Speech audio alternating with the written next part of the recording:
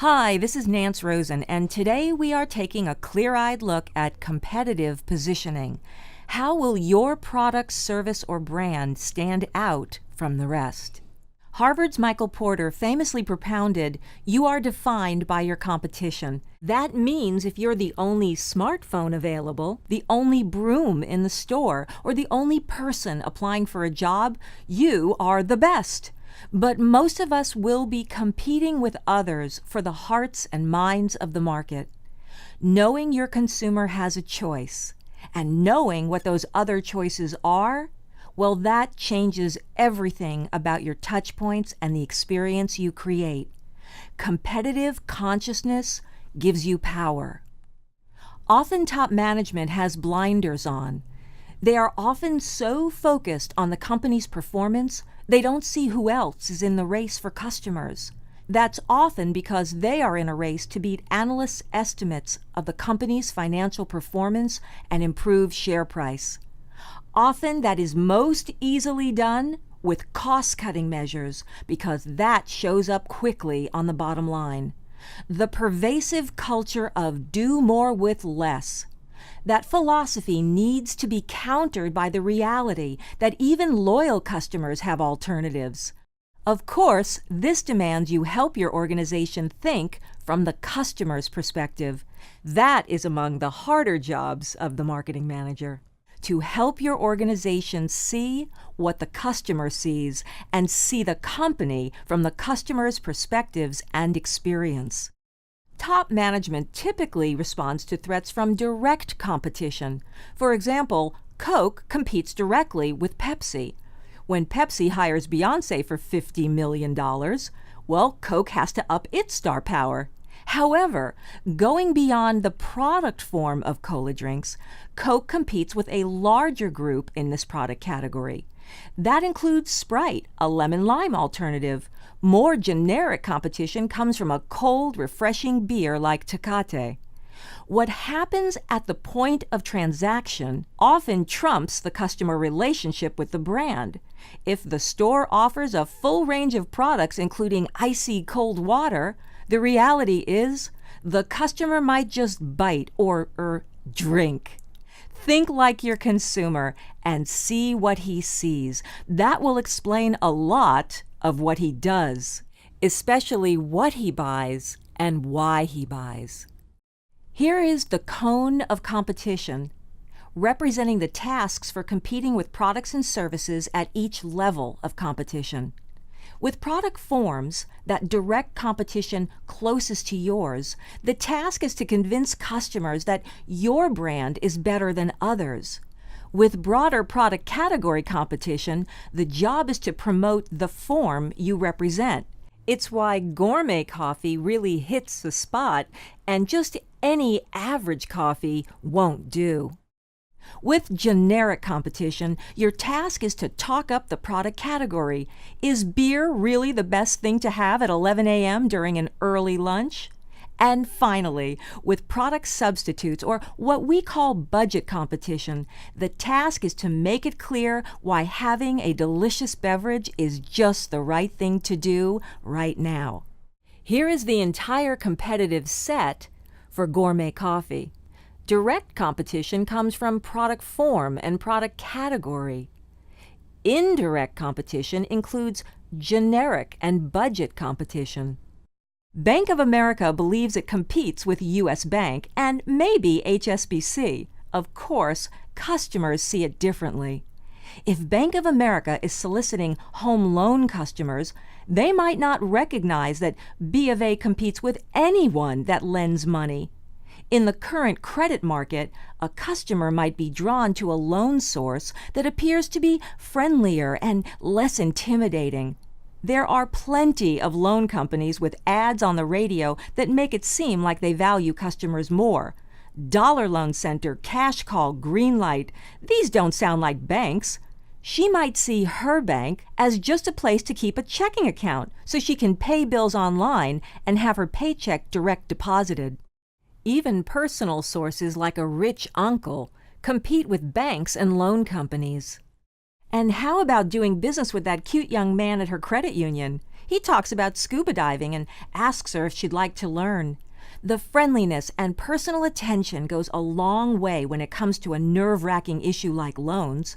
So how do we understand the competitors at all levels? Form, category, generic, and budget. In other words, direct and indirect. The ideal way is to observe the consumer with your product or your competitor's product and have the opportunity to then ask them what they are thinking and feeling. That's not always possible, so you might hold a focus group with people who represent lucrative segments. Ask participants to be frank in their evaluations, recollections, or brainstorming. Don't lead their thinking.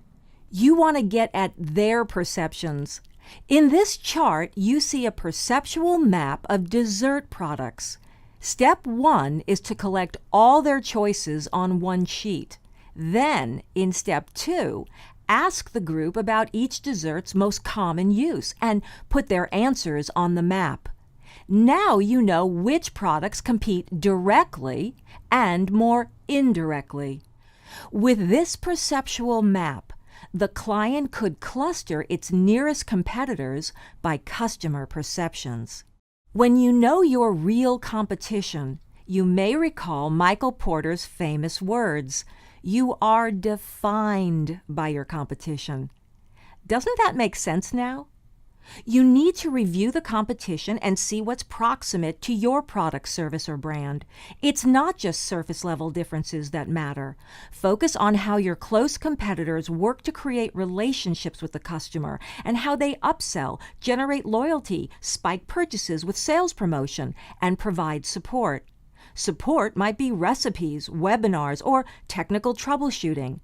Your goal is to attract new customers, retain the ones you have, move them up to a higher level of purchasing, and purchase more higher ticket items. When you see your product or service in comparison to your competitors, you can create a unique selling proposition. Breaking news! It's not features and functions that win the hearts and minds of consumers. It's the experience, how they feel when they actually use your product, service, or brand. Do they feel smart, happy, relaxed? A research tool like the Means-End Chain helps you ask questions about features and functions that lead to insights about emotions and values. This Means-End Chain helps you structure your customer's experience, feelings, and perceptions. You can then translate features and functions into communications that connect with their emotions and values. You'll be creating a Means-End Chain for your branded product or service. As an example, here's a Means-End Chain for Coca-Cola. Coke's attributes include sugar and carbonated water, leading to benefits including tasty and quenches thirst, leading to values including relaxation, vitality, and power.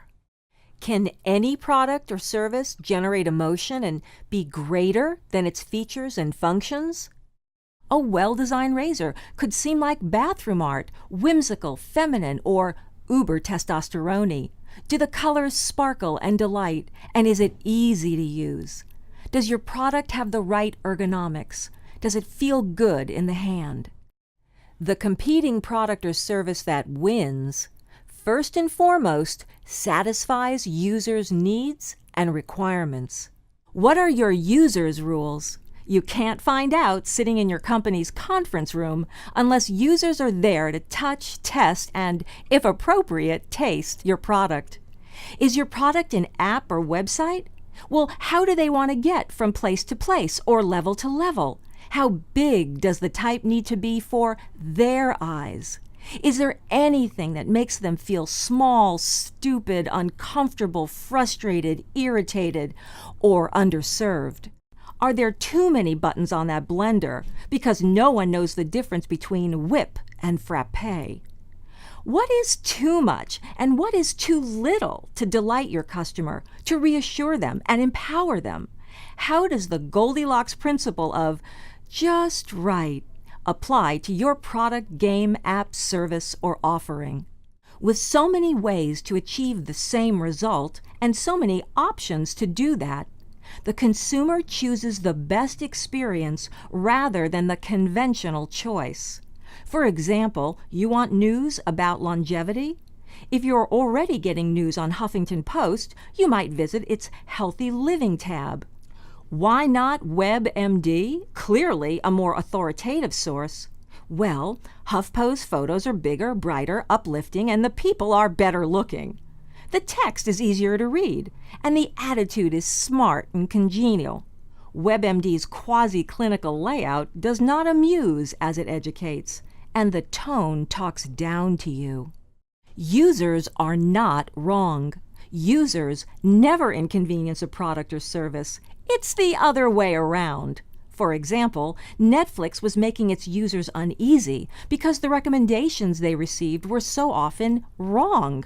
There was nothing wrong with the Netflix algorithm. It just treated everyone who used one household account as the same person.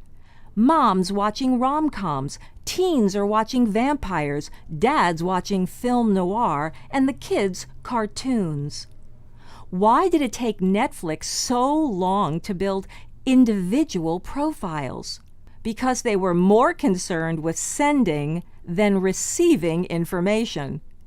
Before you can manage a relationship, you want to know who's in it with you. Even now, the Netflix profiles aren't locked down, so your kids can know more about you than you wished. It's no secret that Apple sweats every last detail when it comes to their products, an obsession that even includes a product's packaging to provoke emotion in their users. As author Adam Lashinsky writes in his book, Inside Apple, how a customer opens a box may be one of the last things a typical product designer would consider. Yet for Apple, the inexpensive box merits as much attention as the high-margin electronic device inside. How will your user experience be part of a winning competitive position?